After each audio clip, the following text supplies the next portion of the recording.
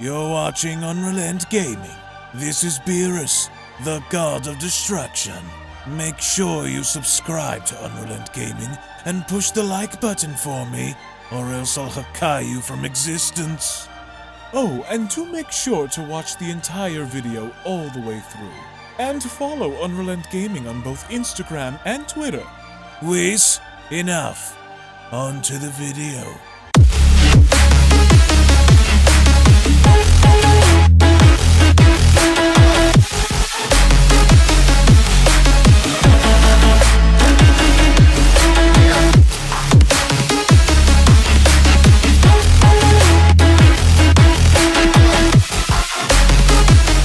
The story of Granolah the Survivor continues to unfold, with Granolah gathering the Cerulean Dragon Balls in hopes of having his wish of becoming the strongest in the universe finally come true, along with having Monaito, the elder Namekian of planet Sorrel, warn him. Granolah's quest for revenge continues, all the while Goku and Vegeta continue to grow stronger. As the stage is now beginning to set for a new battle to unfold, the question going forward is, will Granolah be able to manifest the power he needs to free himself from the horrors of his past, and what exactly will Granolah do once he inevitably finds the location of both the Saiyans and Frieza after gaining his new power? As once more, before we begin, if you are new to this channel and have a love and passion for all things Dragon Ball and anime related, then make sure to go on ahead and smash that subscribe button and turn on all notifications by clicking on the bell icon to never miss a single upload on this channel, as well as giving this video a big thumbs up by smashing that like button down below if you guys are loving the direction of the Dragon Ball Super manga and cannot wait to see this be animated within the actual anime itself. And if of course you guys want to catch up and check out all the best from the Dragon Ball Super manga, then you guys can go on ahead and check out the official Dragon Ball Super manga playlist located down in the description box below, to where there you guys will be able to find all the latest and best from the actual Dragon Ball Super manga. So if you want to catch up and find out more information on what's been going on, then be sure to go on ahead and check out that playlist located down below.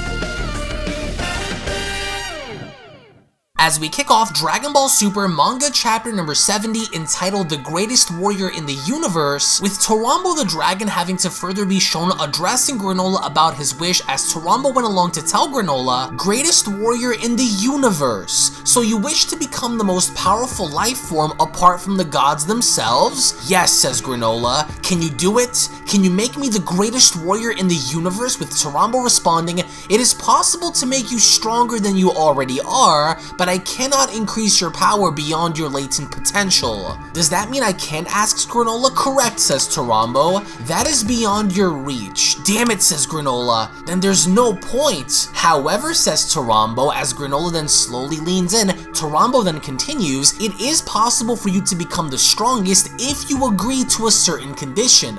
But that decision is up to you," with Granolah responding, "If it'll make me stronger than anyone else, then I will do whatever it takes." As we only then go back to Beerus' planet, we get to see how Vegeta is desperately trying to do everything in his ability to learn the Hakai from Beerus, because he's starting off small. He has a small rock in his hand, and Vegeta is shouting with absolute fury in trying to completely disintegrate this rock, as of course Beerus isn't even paying attention. He's reading God comics, he's being lazy. All the while, Vegeta had finally managed to destroy this little rock that was in his hand, that ultimately enough was disintegrated, until Beerus went on to address Vegeta by telling him, "All you did was break it with your regular Chi Blast. When we gods use our destruction move, the target is completely erased from existence. We turn something into nothing, and when matter is destroyed, it releases heaps of energy," as of course he goes on to further demonstrate. What Beerus winds up doing from there is he ends up completely nullifying the rock that was on his finger, which ultimately created a massive explosion right in front of Vegeta, which caused Whis and Goku to oversee this, and as they did, Goku further went on to comment, "Lord Beerus is destroying stuff again, huh? Such force," Vegeta says. "The explosion's the real highlight of using destruction. It never gets old." But then, Beerus notices that his comic book completely was incinerated, as he went on to comment, "Well, crud, I burned up this month's issue of the God comics," with Goku chiming in, "Is Beerus really training Vegeta? Is that a problem?" says Whis. "Well, Vegeta's his own man. I'm here to polish Ultra Instinct. Let's see which one of us can be the strongest in the universe. I see, Whis says. Keep in mind that the strongest may in fact turn out to be someone else entirely. Huh, Goku says? Do you know someone stronger than us, Whis? No, not specifically, Whis says, but given the scope of the universe, who can say when the next powerful entity will appear? Isn't that right, Oracle Fish? With the Oracle Fish responding, huh? Oh, sure. And as the Oracle Fish then yawns, he then continues, the strongest warrior in the universe will soon rise up. But then, Vegeta then quickly gets into the Oracle Fish's face by having to tell him, that would be me.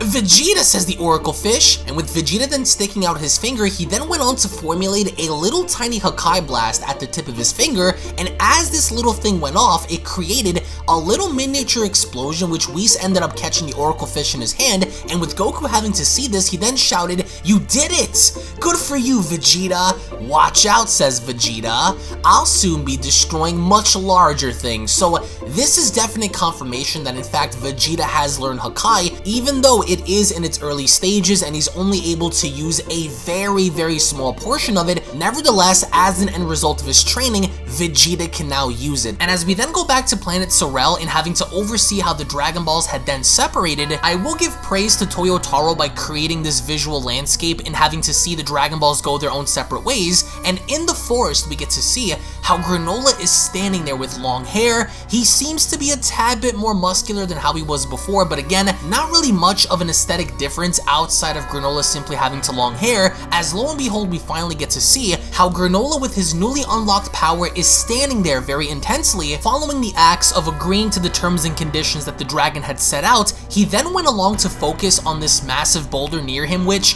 I think when looking at the overall narrative really doesn't make sense, because to further demonstrate one's strength in Dragon Ball, by now one would assume that a testament of strength could be perhaps blowing up a planet very casually, which we've seen characters be able to do since Dragon Ball, or do something of significant importance. But here, Granolah simply uses his newly unlocked power to simply lift up a rock above him, and instead of attacking it directly, what Granolah does is he simply glares at it. So perhaps maybe it was the intensity behind the glare, perhaps maybe it was the force that he had used to destroy this rock that really went along to further prove as to how strong he was, because there was a massive wind gust that occurred following Granolah having to do this. So as he did, he's looking at his hands, he's observing and kind of marveling in this newly found strength of his, because he never had this before. So now that he has this power unlocked, he wants to obviously use this for the sole motives of destroying Frieza and the Saiyans, and because of this we get to see how Oatmeal went on to further radio in and contacting Granolah by telling him, the boulder exploded.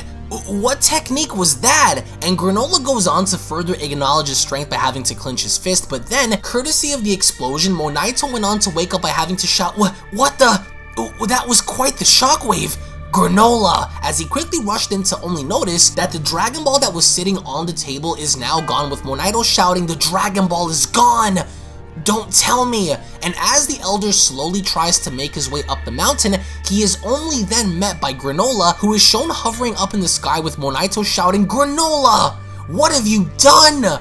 Did you really use the Dragon Balls? Yes, says Granolah. The strength I've gained is unrivaled in this universe. What, says Monaito? In the whole universe? I can now bring Frieza down, says Granolah. There had to be a condition. Don't tell me you accepted. Of all the foolish things you could have done. Listen well, Granolah, there is no better way than to make new enemies pop out of the woodwork than by brandishing that sort of power. And with Granolah having to overhear this, he then went on to stick his arms out by telling Monaito, don't be ridiculous, Monaito. As the greatest warrior in the universe, I can defeat any threat that comes my way. Don't let that power get to your head, boy, says Monaito. You may be the strongest today, but you don't know who or what tomorrow will bring. But even then, while overhearing Monaito, Granolah continues to ascend up in the sky as Monaito continues, now what? What's going on? With Granolah responding, I'm not detecting Frieza's presence on any nearby planets.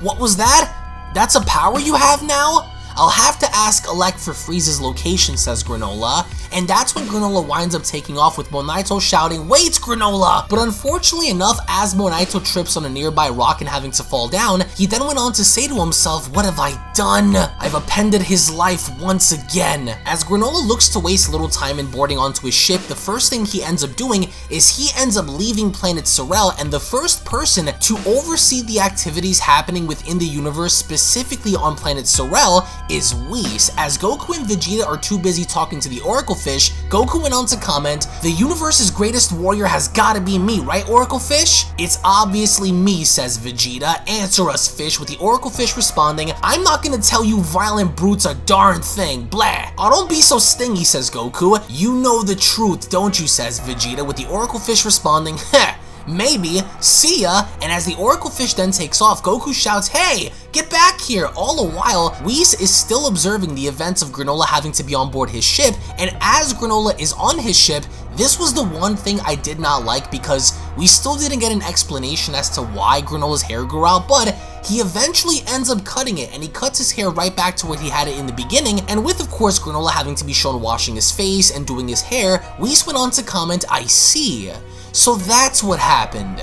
This may cause some turmoil." As the narration then went on to state, 2 days later on the Heeters base, we get to see how there's an individual that went on to tell Granolah, "Sir, you can't just go in there right now," but Granolah isn't listening, because the first thing Granolah does is he barges in on the Heeter clan having to observe a festival or a dance happening, with Elec having to ask, "Granolah, we're in the middle of a show, what do you want?" with Granolah having to shout, "Tell me where Frieza is."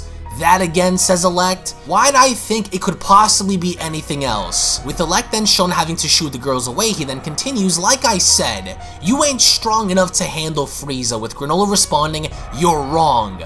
I am. I am now the strongest warrior in the universe," with Maki having to ask, "In the whole universe, huh? Did you have a nice dream or something?" with Oil also chiming in, "Looks like his obsession with revenge has finally made him snap." As that's when Elec went on to stand up by acknowledging Granolah by telling him, "Sorry Granolah, but we've got a packed schedule today. We're just about to sit down for dinner, so come back later and we'll hear all about your silly dream then." "It wasn't a dream," says Granolah. "I am really the strongest, so tell me what I want to know." "Oil, see our friend out," says Elec. "You got it." And as Oil then begins to approach Granolah, he then went on to tell him, "Buzz off already, Granolah. No one likes a party pooper." But Granolah is standing there staring ever so intensely at Oil, and with Oil shown having to wind his fist back, he then attempted to punch Granolah directly in the face, but Granolah ended up placing his index finger on Oil's stomach, and because of this, it created somewhat of an echo shockwave on his stomach that caused him to go flying right past Elec, right past Maki, right past Gas, and into the wall behind them. So this was a small little testament as to how powerful Granolah was, because Granolah prior to all of this really had no leverage over any of the Heeters, right? So considering the overall fact that he had done this is an impressive feat in and of itself for Granolah standards, considering where he had left off prior with the Heeters in having to get bodied upon their last encounter. So as soon as we get to see how Oil is on the ground, Granolah stands there waiting to see what's about to happen, with Maki asking, how did he do that?" "As I said," says Granolah, "I've gotten stronger." "Clearly, you're just full of hot air," says Elec. "You good, Oil?" asks Maki. "Get up, Oil," Elec says, "and fight him." Yeah, says Oil. "I'd be happy to see what you're made of, Granolah," says Elec. And as soon as Granolah stares at Oil by then having to look away, Oil winds up charging right back at Granolah, following Elec giving him the order in doing so, and as he did, I absolutely love the level of desperation that's coming from Oil, only because you can see the frustration and you can see the anger on this man, only because Granolah had literally just embarrassed him. And as we get to see how Oil attempted to smash down on Granolah, Granolah had leaped up with such finesse that he delivers a thunderous kick to Oil's face that goes on to shock Maki. But Elec is very observant, and I absolutely love his character, only because Elec is someone that prides himself on knowledge and money and power, because instead of being a ruler or instead of being someone with authority, he wants to be in the position of authority in a different kind of way, which is why he had ordered Oil in going back to fight Granolah, and as he attempted to do so, there is essentially nothing that Oil can do that can get the better of Granolah, because what Granolah ended up doing was he kept leaping backwards and causing Oil to kind of continuously smash the ground around him, and this was a strategy, this was a ploy, because as the other Heeters went along to oversee this, a shocked Maki went along to then add, "What the heck? How's he dodging every blow?" But even then, Oil is not letting up and subconsciously not being aware of the fact that he's smashing the ground around him, and that's exactly what Granolah was using him for, in being able to kind of lure Oil in a circle and smashing the ground around him. And as Oil attempted to swipe away Granolah, he missed, because Granolah had went along to leap up in the sky by shooting everything around Oil, because this was the plan. He wanted to create an opening that the rock beneath Oil was going to fall down, and essentially enough, it was actually going to take Oil down with him, because as soon as Oil is shown having to stare very intensely back up at Granolah, he didn't even know as to what he had done in creating this massive hole beneath him, and it was only at that moment where he went on to collapse deep within the asteroid that he fell right through, and everyone else was shocked, especially Maki, as she went on to shout, "Yeesh, Oil's getting his butt handed to him." "Enough of this, Alex," says Granolah. "You are not my enemy. Don't count us out just yet, Granolah," Alex says. "You done, Oil?" Maki's gonna tag in, and that's when Oil ends up leaping up from the hole and having to hold this giant piece of rock up above him, and as Oil does this, he went on to respond, "You little... a pest like you's got nothing on me." And as he then went on to fling this thing directly at Granolah, Granolah simply went on to stick his hand out, and interestingly enough, as the object then made contact, the entire object is then shown having to disintegrate right before everyone's eyes. And I want you guys to pay very, very close attention to this, because this move was used previously by Goku and Beerus, specifically by Goku when using the same kind of hand gesture against Merge Zamasu, and the same circumstance when Goku ended up destroying the rocks that were placed above Moro, with everyone, including Oil at that point, having to be absolutely shocked. That's when Maki went on to chime in, "Is that magic you're tossing around? I'll rip you apart and see what you're made of." And as soon as Maki went on to create these little energy sabers in between her fingers and hands, she quickly then took initiative in charging directly at Granolah as payback for what he did to Oil. And it's also interesting to see how Granolah is able to easily finesse his way out of this situation, only because despite every single moment where Maki is attempting to literally slash Granolah's face off, Granolah really isn't batting an eye, but instead, as he's going on to duck, dodge, and avoid all of her attacks, little by little, he's beginning to unwind his scarf, and as he does, right before making contact against Granolah, what Granolah did was he went on to leap completely over Maki without Maki having to realize that Granolah went on to wrap his scarf around her arms and binding her together, and as he went on to land on the other side, which we get to see how Oil is also now back on the battlefield, what Granolah does is he pulls Maki and yanks her forward and having to slam her repeatedly on the ground over and over and over again, and Maki's restricted, she really can't do much, and it's actually really clever of Granolah to use his scarf as a method of simply binding his opponent without his opponent having to be aware. But then, as soon as Gas and Alec notice this, the first person to take action is Gas, as he went on to just completely cut the scarf in half, and freeing Maki from being slammed forward. Granolah took notice of Gas because Gas is listed as being one of the elite fighters within the Heeter clan. So as soon as Maki is then freed and lands on her feet, both Gas and Granolah kind of have an intense stare down, only because their previous encounter really didn't serve Granolah any justice. So as soon as Gas ends up landing back down on his feet, Maki went on to comment, "Thanks, Gas, stay on your toes, he's the real deal." And with Granolah shown putting his scarf back on and with Gas having to oversee this, Alec then went on to chime in, "No need to join this fight, Gas. Stand down. Granolah, I know you've been getting stronger as of late. That's enough. We got a good glimpse of his power, but anyone can see that there's something strange about your big power-up. What happened to you?" With Granolah responding, "Not for you to know." "Then why should we tell you where Frieza is? If you screw up this quest for revenge, we'll be the ones with targets on our backs. We're gonna need some assurance that you're more than a match for Frieza." "Fine," says Granolah. "I use the Dragon Balls." "The what?" says Maki. "Thought so," says Alec. So Planet Sorrel has its own Dragon Balls then? It does, says Granolah. Right. And that's how you became the strongest in the universe? Exactly, Granolah says. That's how he's just playing dirty, says Oil. Good, says Alec. That's all I needed to hear. But keep your shirt on. We don't know where Frieza is exactly. Finding that out is gonna take some time. Go home and cool your head off and we'll be in touch. Fine, says Granolah, but make it quick. I don't have much time to spare. Is that so, says Alec. Want to elaborate? I don't. I don't have very long to live.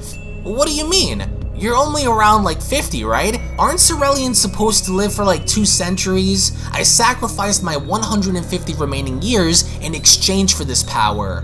What, says Alec? As we then have a flashback of Torambo having to speak to Granolah, Torambo then went on to tell him, I am able to multiply your current strength by condensing any and all power you have and have accumulated in your lifetime. What do you mean, says Granolah? By shortening your lifespan, you can become the greatest in the universe. How many years would I have left, says Granolah, if I agree to this? 3, says the dragon. You sacrificed your life just to beat Frieza, Maki says? That's insane! And with Granolah shown slowly walking off, he then went on to tell Alec, I'll be waiting, Alec, as of course the Heeters remain quiet. As soon as Granolah then takes off, everyone then is beginning to have dinner, and as they do, Oil went on to ask, what are we gonna do, Alec? You gonna tell him where Frieza's at? With Maki chiming in, if he ices Frieza for us, we can do our job without having to kiss that jerk's butt. Not a bad deal, right? Idiot, says Alec. If Granolah takes Frieza out, he'll just take his place as the next big boss. And that throne belongs to us, the Heeters. Oh, right, says Maki. He's probably out to destroy Frieza's army too. That would be bad news for us. Yeah, says Gas, since our end goal is to take control of that army. Exactly, Gas, says Alec.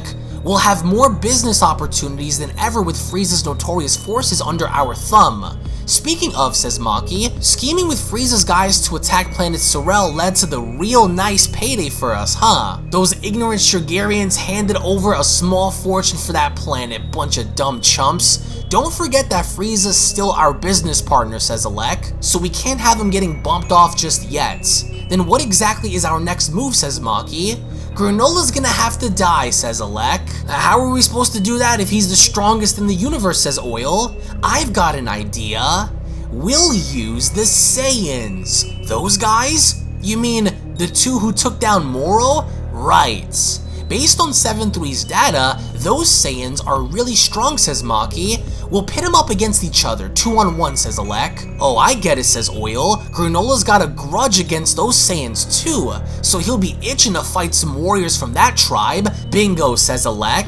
Universe's strongest or not, if he's up against that pair, it's game over for him. As the narration goes on to close out the chapter by stating, at last, fate will bring these 3 together, as only then Dragon Ball Super Manga chapter number 70 then comes to a close. Now, with Granolah getting what he wanted in using the Dragon Balls against Monaito's wishes in going after the essence of trying to fulfill his destiny and getting his revenge on Frieza and the Saiyans, what I want to know from you guys down the comment section below is, out of a rating between 1 and 5, 1 being absolute trash and 5 being absolutely perfect, what rank would you guys give this manga chapter, Dragon Ball Super Manga chapter number 70? And in the comment section below, I want to go ahead and get your thoughts on 3 specific things, that being number 1, do you think that Granolah is going to somehow fulfill his destiny in being able to successfully get his revenge on either Frieza, or if someone informs Granolah about the whereabouts of Goku and Vegeta, is he going to execute his plans in getting revenge on them? Number 2, between Goku and Vegeta, which of these 2 characters, honestly and objectively, are you guys more interested in to see evolve further? Is it Goku by having to see him evolve Ultra Instinct, or is it Vegeta by simply having to learn the ways of Beerus' Hakai in adapting that essence onto himself and simply having to free himself in only thinking about destruction? Because right now, those characters are heavily being emphasized on being somewhat of importance going forward, especially with Goku mastering UI and Vegeta learning Hakai. And lastly, what do you guys believe the Heeter clan's MO and their fate and destiny are going to be as the story nears its middle ground and ultimately towards the end? Do you guys believe that the Heater clan are going to make a significant impact in playing big parts of the story, or do you guys simply believe that they're going to be background characters and characters that really aren't going to serve that big of a role going forward, only because we now know that the Heaters are still interested in OG-73. Of course, OG-73 is major plot device, right? So when looking at this overall chapter, sure, we didn't get to see much from Granolah in battling some of the heavy hitters like Gas and Elect, which are regarded as being the heads and leaders and superior fighters of the Heater clan. We didn't get to see much from Vegeta's training, from Goku's training. It looks like they're both kind of going about the situation to where they're doing their own thing, and we get to see how Goku is meditating, Vegeta is trying to Hakai rocks, and Whis knows exactly what's going on. He saw that on his staff, but he refuses to say anything, as of course the Oracle Fish's prophecy may in fact end up coming true after all, a little sooner than we all expected. So the drawback here is that Granolah's lifespan has been severely shortened, and I think it's not really going to take 3 years for Granolah to get his revenge, but at the same time, after seeing how the Heaters are basically setting him up and lying to him, I think the Heaters are going to play a bigger role than what we think, especially if they are going to capitalize on Granolah's naivety in having to pit him up against Goku and Vegeta. And remember, the reason why they want to do that is because they want to get rid of Granolah, being the fact that Granolah was naive and dumb enough to reveal to them that the reason why he had become the strongest was because courtesy of the Cerealian Dragon and the Dragon Balls on planet Sorel. There's no question that at some point the Heaters are going to be going to planet Sorel to get these Dragon Balls, especially if Granolah is going to be preoccupied with Goku and Vegeta. So in the comment section below, I want to get your thoughts on the coming battle ahead involving Goku and Vegeta having to battle against Granolah. So again, thank you all so much for watching. Thank you all so much for your time. If of course you guys are new to the channel and just so happen to love Dragon Ball and anime, then I do encourage you guys to go ahead and smash that subscribe button and turn on all notifications by clicking on the bell icon to never miss a single video posted onto the channel, as well as also giving this video a big fat thumbs up by slapping that like button down below if you guys are simply stoked, ready, and excited to see what's going to unfold going forward, to see the coming battle ahead, because I don't think Granolah is going to be the strongest. He will eventually either be surpassed by Goku, by Vegeta, by both, but I'm telling you all right now, don't take your eyes off the Heater clan, specifically I would say Elect, because I think that there's way more coming down the pipeline that has yet to rise onto the surface. So again, thank you all so much for watching. Tune back in for the next video, and I'll be seeing each and every single one of you guys down the comment section below. Have a great day, everybody, and take care. Peace. And a quick little reminder before you exit the video, if you guys are unaware, follow me on my secondary channels, which are also used to discuss and talk about all kinds of different subjects and topics, including gaming and live streams, beginning with Unreal Network, which is a channel dedicated in discussing all kinds of movies, breakdowns, current events, scary stories, theories, and more. So if you are someone who is into the entertainment world, then that's the channel for you. So head on over and subscribe over on Unreal Network, which up next is Unreal Vlogs, where I bring you guys a little closer into my life in taking you behind the scenes with vlogging content, parody videos, reactions, motivational videos, uplifting videos, and more. So if you want to get to know me on more of a personal level, then that's the channel for you. Hit that subscribe button to always be in the loop with Unreal Vlogs. And lastly, my gaming channel, Unreal Royale, where on that channel we dive more into the world of gaming, ranging from all different kinds of video games, from Dragon Ball to Resident Evil to Grand Theft Auto, Halo, Gears of War, Minecraft, all kinds of horror games, shooters, RPGs, and more, including live streams. So if you're a gamer and are into the gaming world, then smash that subscribe button over at Unreal Royale and experience the ride with me. I want to thank you all so much for your time. Thank you all so very much for your support, and I'll be seeing each and every single one of you in the next video. This is the Galactic Emperor of the Universe, and of course I'm here to tell you to subscribe to UnrealEntGaming. Also follow UnrealEntGaming on these social media platforms to stay connected at all times. And if you don't, then very soon you will all be dead! Oh, did someone say UnrealEntGaming? Oh my god. The fuck's up, on? Put on some clothes! Well, why don't you put on any clothes? What? I don't need clothes. Jesus Christ, that's huge! What, Broly? Freezer. Uh-oh. Prepare to die!